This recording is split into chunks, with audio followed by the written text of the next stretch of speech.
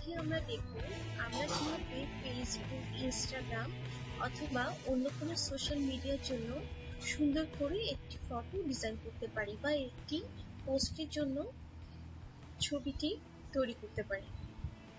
চলুন তাহলে শুরু করে দিই। প্রথমে আমি ফেসবুক পোস্টটাকে সিলেক্ট করেছি। ও আচ্ছা, বলে রাখি আমি কিন্তু ক্যানভাটা ওপেন করেছি।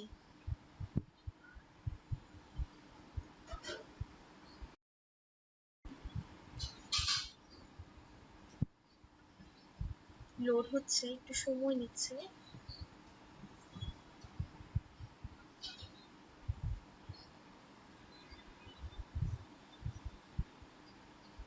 আচ্ছা, আমরা আবার একটু ট্রাই করি। এসেছে। তাহলে আমরা দেখি কিভাবে আমরা এখান থেকে সোশ্যাল মিডিয়া সাইটগুলোর জন্য কোনো পোস্ট টেমপ্লেট ইউজ করে কিভাবে তৈরি করতে পারি। খুব দ্রুত এবং অল্প সময়ে সুন্দর করে এখানে আমরা যে কোনো ধরনের পোস্ট তৈরি করতে পারবো। এখানে পাশে কিছু অপশন দেওয়া আছে, এগুলো ইউজ করতে পারবেন। এখানে দেখুন কিছু ডিফল্ট ফটো দেওয়া আছে।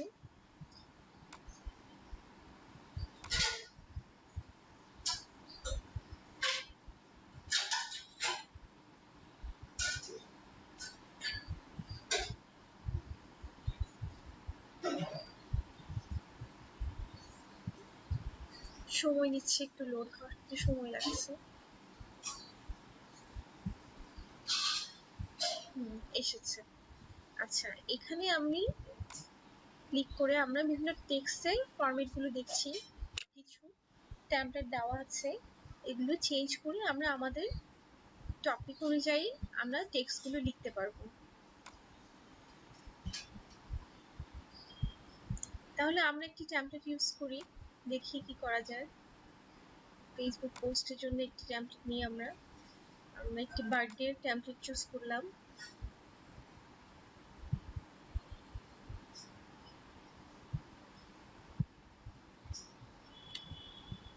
এইটিকে কিভাবে আরেকটু সুন্দর বা অন্যভাবে ইউজ করা যায় আমরা একটু দেখি।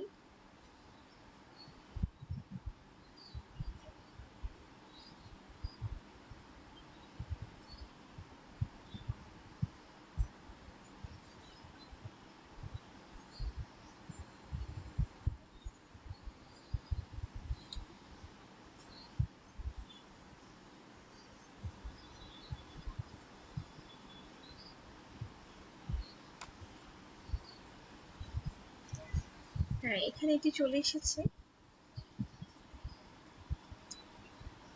লেখাগুলো একটু বড় বড় দেখা যাচ্ছে, আমরা লেখাটাকে একটু ছোট করে নিই।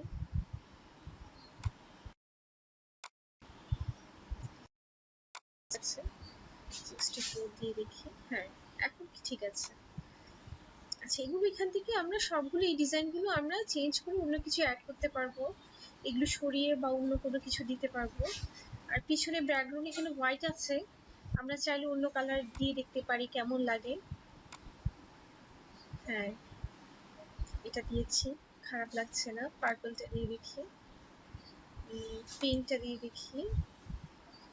এখান থেকে যে কোনো কালার আপনি আপনার পছন্দ অনুযায়ী চুজ করতে পারবেন। সাদাটা আবার দিলাম।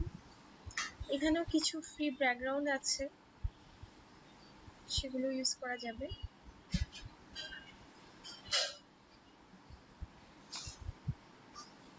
শো হচ্ছে না, এটার কারণে মনে হয়। আচ্ছা, আমরা যদি টেক্সটটাকে একটু চেঞ্জ করতে চাই, happy birthday baby, happy birthday যেগুলো আমরা এক্স নাম দিলাম, আমরা জুন লিখতে পারি। জুন বেবি, ওরা জুলাই দিয়েছিল, আমরা জুন দিলাম। আচ্ছা, সলিড কালার ব্যাকগ্রাউন্ড। এখান থেকে আপনি ইমোজিও নিতে পারবেন, আরো কিছু ইউজ করা যায় চাইলে।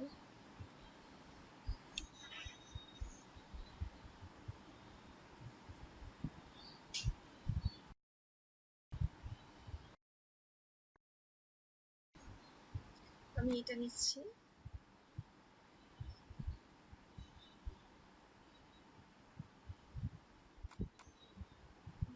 আরেকটু কিছু অ্যাড করে দিই।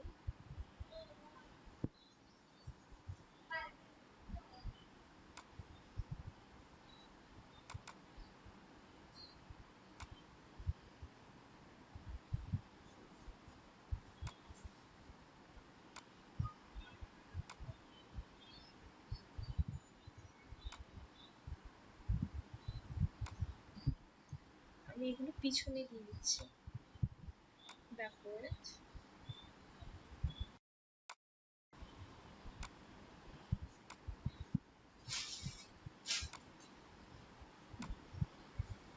পিছনে দিয়ে দিচ্ছি। পজিশনটা ঠিক করে দিচ্ছি, স্মল করে দিই।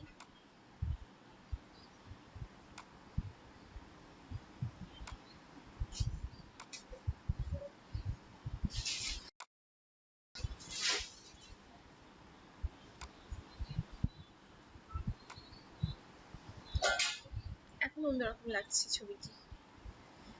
ঠিক এভাবে আপনারা আপনাদের পছন্দ অনুযায়ী যে কোনো পিকচার টেমপ্লেট ইউজ করে চেঞ্জ করে আপনারা ইউজ করতে পারেন। আশা করি এটি আপনাদের হেল্প করবে। ধন্যবাদ। ভালো থাকবেন সবাই।